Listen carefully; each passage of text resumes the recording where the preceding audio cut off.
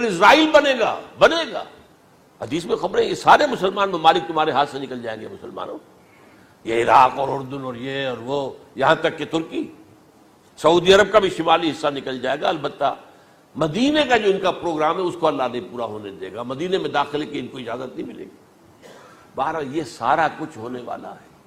وہ وقت بھی آنے والا ہے کہ حضور کی ایک حدیث کے مطابق ایک شخص کے 1000 بیٹے ہوں گے تو 999 ختم ہو جائیں گے ایک بچے کا. یہ وقت بھی آنے والا ہے کہ حضور فرماتے ہیں اتنی بڑی جنگ ہوگی، اتنی خوریزی ہوگی کہ پوری زمین اٹ جائے گی لاشوں سے. تو پرندہ جو ہے کوئی، ایک تو پرندے ہوتے ہیں کہ جو مردار خور ہے، گدھ ہے، وہ تو بڑی خوشی سے اتریں گے، تناول فرمائیں گے لاشوں کو.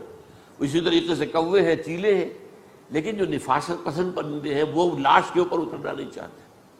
تو ایک پرندہ اڑتا چلا جائے گا، اسے کہیں زمین پر اترنے کی جگہ نہیں ملے گی، لاشیں ہی لاشیں ہوں گی، یہاں تک کہ وہ تھک ہار کر اس کے جو ہے پر جواب دے جائیں گے، گرے گا تو لاش پر گرے گا.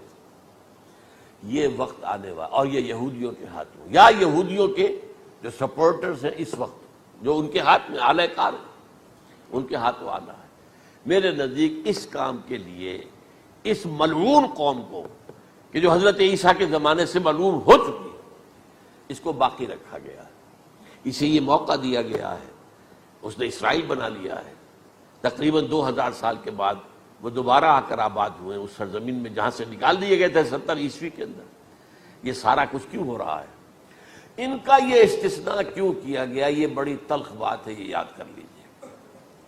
کیونکہ یا تو قوم اسی وقت ہلاک کر دی جاتی، جیسا کہ ہوا قوم نوح، قوم ہود، قوم عاد، قوم سمود، قوم شعیب. یہ ہوا کہ نہیں ہوا؟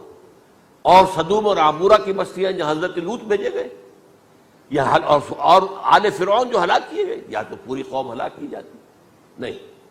یہ یوں سمجھیے کہ اس پورے معاملے کو درمیان میں سے ایک وقفہ دے دیا گیا، حضرت عیسیٰ کو اٹھا لیا گیا، اور حضرت عیسیٰ دوبارہ آئیں گے. یہ کیوں کیا گیا؟ اب اس میں بڑی تلخ بات آپ سے کہہ رہا ہوں، یہ آپ کے لیے قبول کرنا آسان نہیں، حلق سے نیچے اٹھنے کی مشکل سے. اس قوم کو زندہ رکھا گیا ہے جو ملعون اور مغضوب علیہم قوم ہے.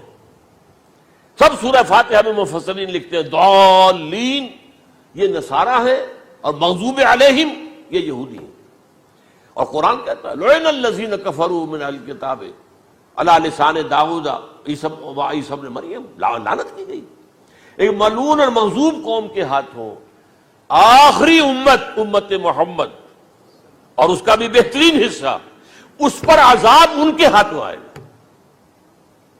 عربوں پر عذاب یہودیوں کے ہاتھوں، اس لیے ان کو بچایا گیا.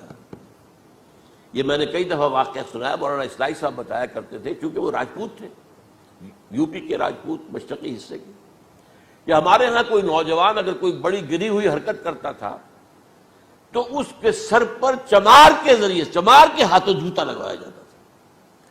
اگر راجپوت کے سر پر راجپوت کا جوتا گرا تو چلو تکلیف تو ہوئی، لیکن یہ کہ راجپوت ہی کا جوتا گرا ہے نا، پڑا ہے.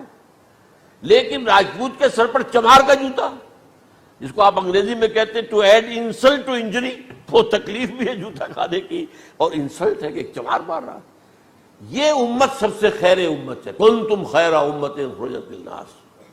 اس کے لیے عذاب بھی بدترین آئے گا. اور کن پر آئے گا؟ اس امت کا جو اصل نیوکلیس ہے عرب، جس کے بارے میں حضور کی حدیث موجود ہے ویل للعرب، عرب کے لیے بہت بڑی ہلاکت.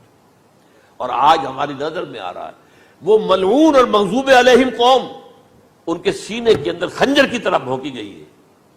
اور 30 کروڑ کے قریب عرب بے حمیتی، بے غیرتی، بزدلی، کمزوری، ذلت، مسکنت کی مثال بنے ہوئے. کوئی بول سکتا ہے اس اسرائیل کے خلاف؟ کوئی بول سکتا ہے؟ 30-35 لاکھ آدمی ہے اسرائیل کے اندر یہودی، اس سے زیادہ تو امریکہ میں 50 لاکھ کے قریب، کل 1.25 کروڑ آدمی ہے یہ یہودی پوری دنیا کے اندر. لیکن دیکھیے جو چاہتا کرتا ہے. جب چاہا اس نے عراق کے ایٹمک انسٹالیشن کو تباہ کر دیا، اور سعودی عرب کی فضا میں اس کو فیول کیا ہے انہوں نے، دوبارہ ریفیولنگ جو ہوئی ہے ان کے جہازوں کی، وہ سعودی عرب کی فضا میں ہوئی. اللہ تعالیٰ نے یہ کوڑا ان مسلمانوں کے لیے رکھا ہوا ہے کہ جن کے رتبے ہیں سوا، ان کی سوا مشکل ہے. جتنا اونچا مقام اللہ نے دیا عربوں کو، ان میں حضور کو اٹھایا، ان کی زبان میں اپنا آخری کلام نازل کیا، تو ان کی ذمہ داری بھی بہت ہے۔ جن کے رتبے ہیں سوا، ان کی سوا مشکل ہے۔ یہ ہے میرے نزدیک، واللہ اعلم۔